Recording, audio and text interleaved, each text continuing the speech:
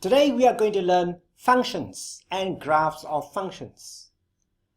Functions tell us the relationship between two quantities. It gives us the rule that relates two quantities. There are many kinds of relationships, and function is one of them.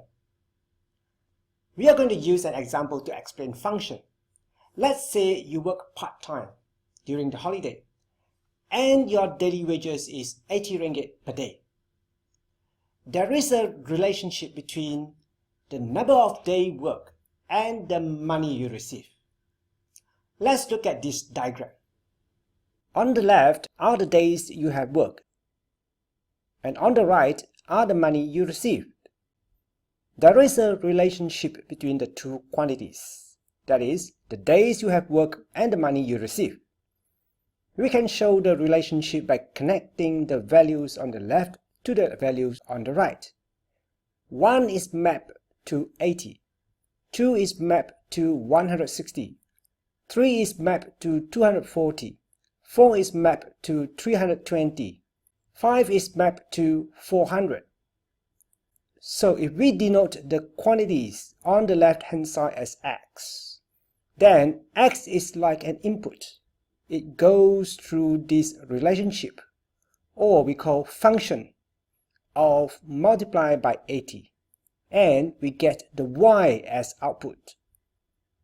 In mathematical notation, we say function of x equal x times 80, or 80x. It means that this input of x go through the function, of which the rule of the function is x will be multiplied by 80. So when x is 1, given the function, we substitute 1 for x, and we have 80 times 1, which gives us 80.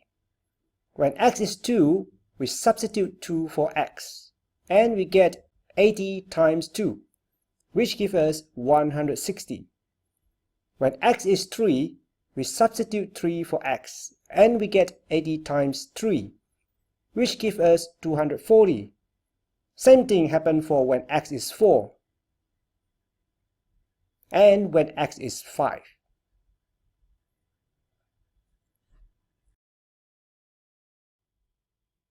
Now let's look at this diagram again. Besides using diagram, we can also pair them up to show the relationship. So we have 180, 2 160, 3 240, 4 320, 5 400.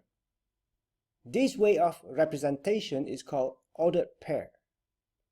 Here, these 1, 2, 3, 4, 5 are inputs, and 80, 160, 240, 320, and 400 are output. Another way of representing the relationship or function is to put them into tables. So here we have x, and this is f of x as the output, or very often we simply use y. Lastly, we can use a graph to represent the relationship.